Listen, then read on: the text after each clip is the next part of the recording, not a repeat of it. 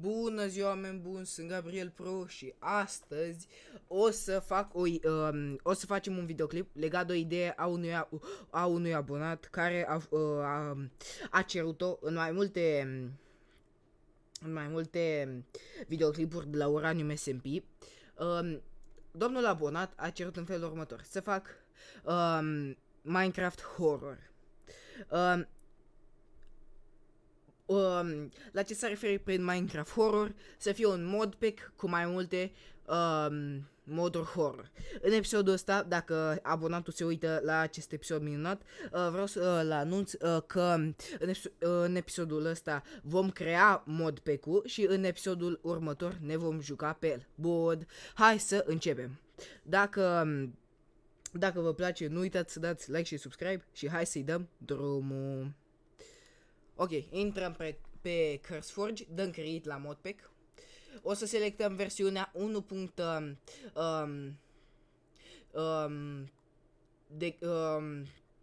Să mă gândesc pe ce versiune erau cele mai bune moduri horror. O să pun pe 1.21.1 și o să o numesc Minecraft Horror și îi dăm create. Acum o să începem cu modurile. Eu am experiență cât de cât în moduri, pentru că am făcut o grămadă de modpack-uri, cum ați văzut când am arătat tabul de la CurseForge.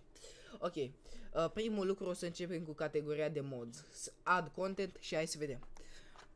Ce vreau eu să bag? Începem cu modurile elementare, cum ar fi Just Enough Items, Mouse Tweaks și Jade. Da, stați să caut Jade-ul. Jade-ul, n-avem Jade. Ok. Da. Ce mai... să băgăm în felul următor: Journey Map, adică e o mapă, cum ar veni o mapă automată care ți-o dă jocul, adică modul. Serene Seasons ar fi interesant să băgăm, care baga anotimpuri și toate astea. Și acum Furniture. Macau o să căutăm, că e cel mai bun mod cu Furniture care îl avem. Macau's Furniture, Macau's Furniture. Macau's Furniture. Macau's Doors, Macau's Fences and Walls, Macau's Bridges și Macau's Stairs. Astea sunt momentan. Acum să trecem pe altceva. Vreau să trecem pe niște moduri de utilitate, cum ar fi Sound Physics Remastered, Comforts, care bagă sleeping bag-ul, și core util. Încă o chestie, oameni buni.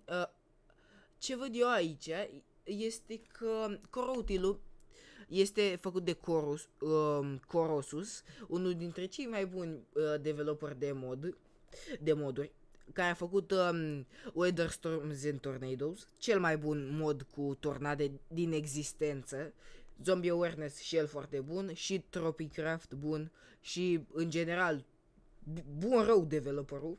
Așa că eu nu știu dacă se găsește pe 1.21.1 această cum ar veni acest mod cu Weather Storms and Tornadoes. Da, o să-l căutăm acum. Hai să căutăm.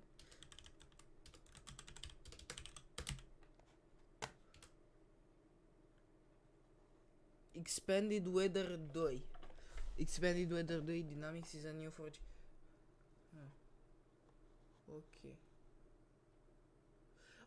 E foarte nou, e de acum 6 zile.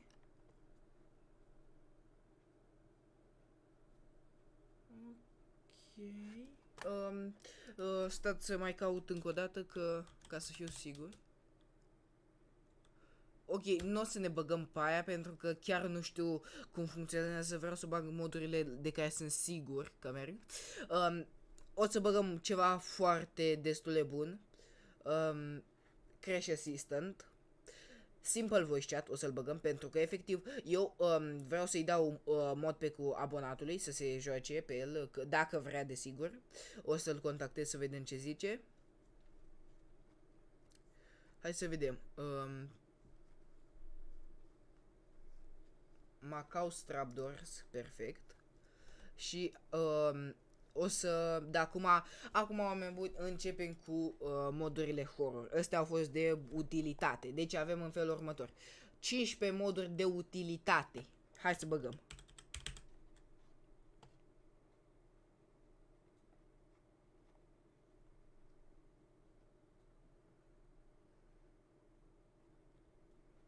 Hai să băgăm Abandoned Watchtowers, pentru că este bun pentru horror. Cave Dweller Reworked.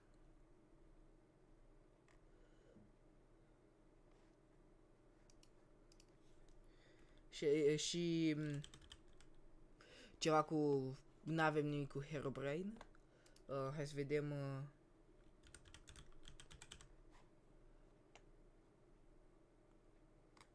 Nu chiar asta. Adică ce pui mei e asta? Nevermind. Să vedem. Journey map. Nu cred că merită să bag Screen Layers 3D, că e mai rău să... Cine știe dacă are cel mai bun calculator abonatul. Îl fac destul de mic modpack-ul. Stați să căutăm sânge, poate dă ceva.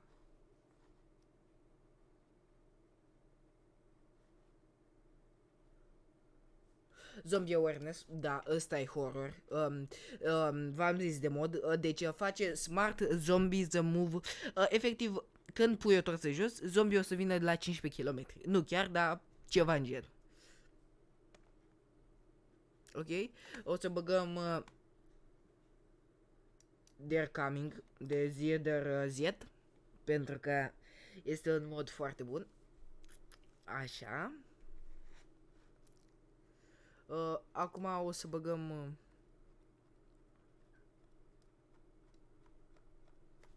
Dweller. Trebuie să băgăm ceva Dweller, pentru că da.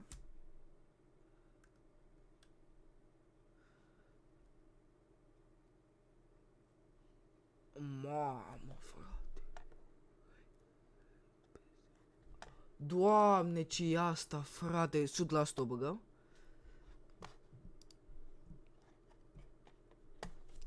Căutăm și...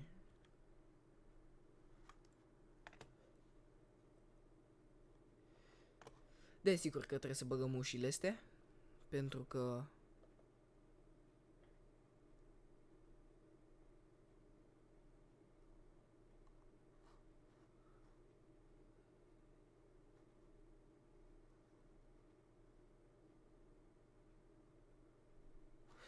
și asta e bună, dar da, pe că bagă furtuni.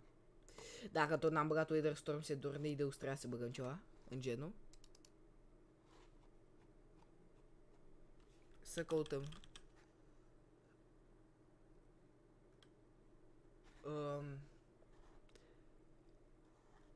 Ok, nu avem.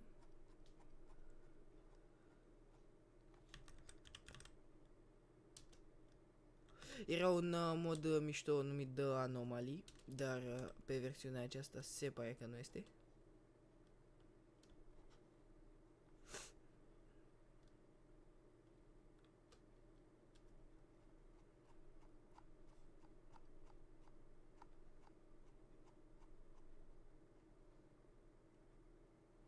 Macau's Doors.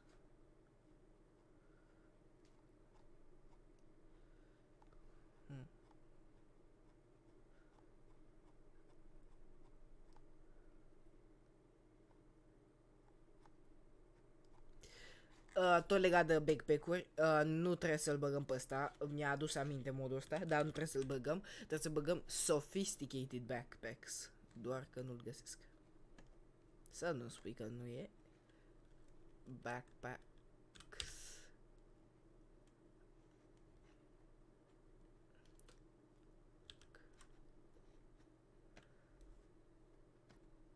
Bro, nu e. Oricum, putem să facem... putem să ne lipsim de el, dar putem să băgăm alt mod cu backpack-uri, cum ar fi ăsta, Gyros Backpacks. Ok. Și acum... trebuie să băgăm neapărat Tough as Nails, care bagă, dacă ați văzut și în Realcraft, în mai multe modpack-uri, de-astea de obicei mai vechi, care aveau efectiv sete, o bară de sete și temperatură. De exemplu, dacă stai într-un biome rece, o să mori de frig, și dacă stai în deșert, o să mori de cald, de hipotermie, de hypertermie, dacă știți ce zic. Ok, îl băgăm, desigur. Să vedem dacă există și Tough Beginnings, ca să fie mai realistic. Nu există, din păcate. Da, ne putem lipsi.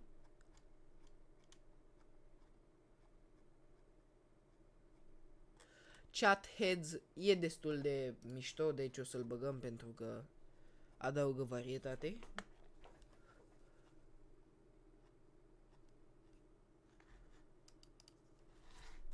Ok.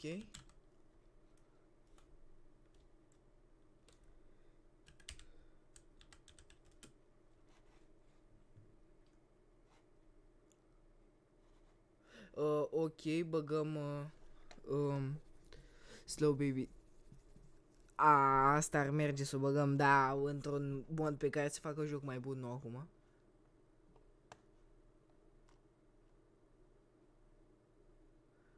No.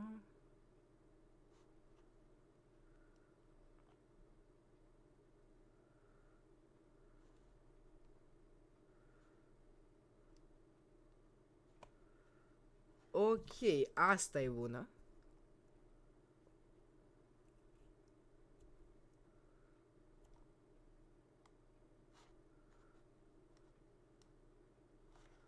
Și asta e bună.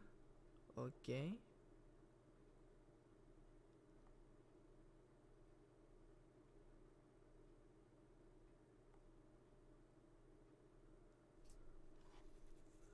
Ok, asta merge.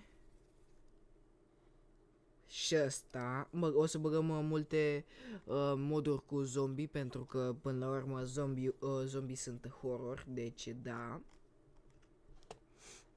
Ok. Um,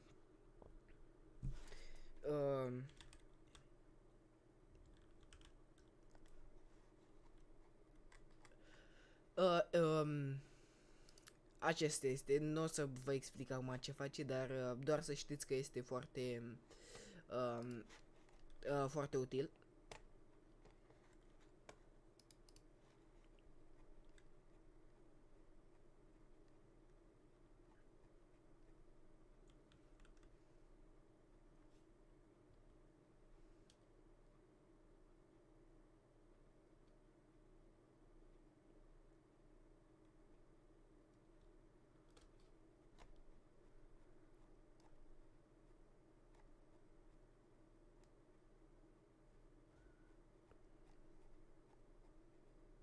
Încerc să găsesc chestiile care sunt cu adevărat necesare. Da. I-am adus aminte.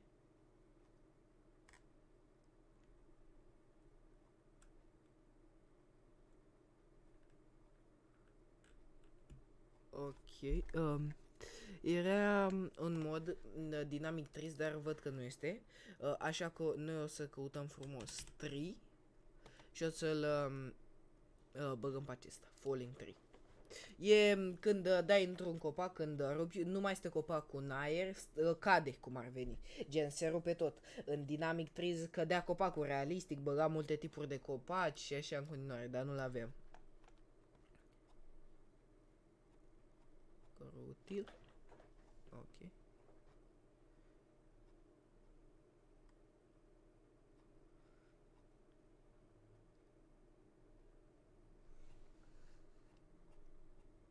Ok, nu mai avem așa de multe moduri de băgat.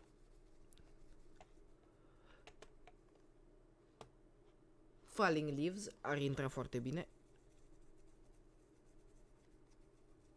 Ok, ce mai avem?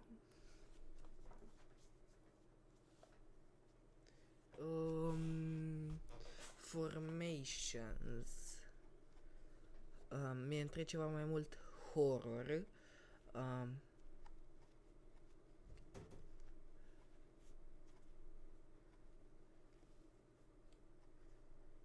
Ok, oameni buni.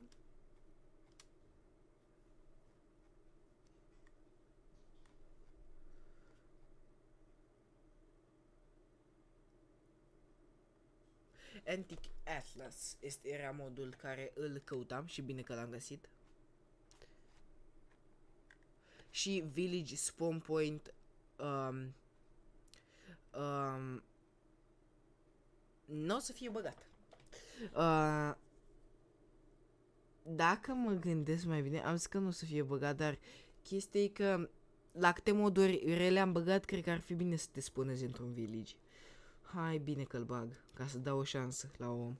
Și acesta este ultimul mod care l-am băgat. Încă o chestie, să vedem dacă are un stalker, ceva în genul.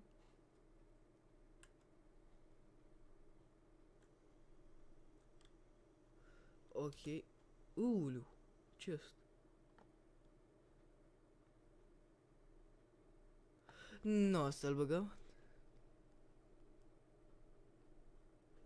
Nu o să băgăm nici așa ceva, că de nu vreau să facă infarct, Doamne ferește. Ok. Și acum 38 de moduri ar trebui să fie destul de bine. Shadere o să băgăm.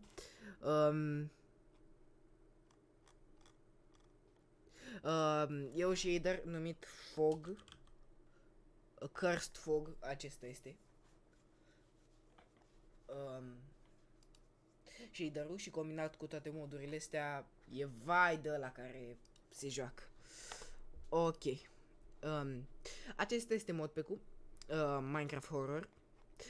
O să fie released dacă acest videoclip o să ia multe like-uri și abonatului o să-i placă, dar modpack-ul o să intre mai întâi, o să îl dau abonatului să se joace, dacă o să reușesc să-l contactez în viața reală. Și cu toate astea spuse, oameni buni, eu am fost Gabriel Pro și noi ne vedem data viitoare. La revedere!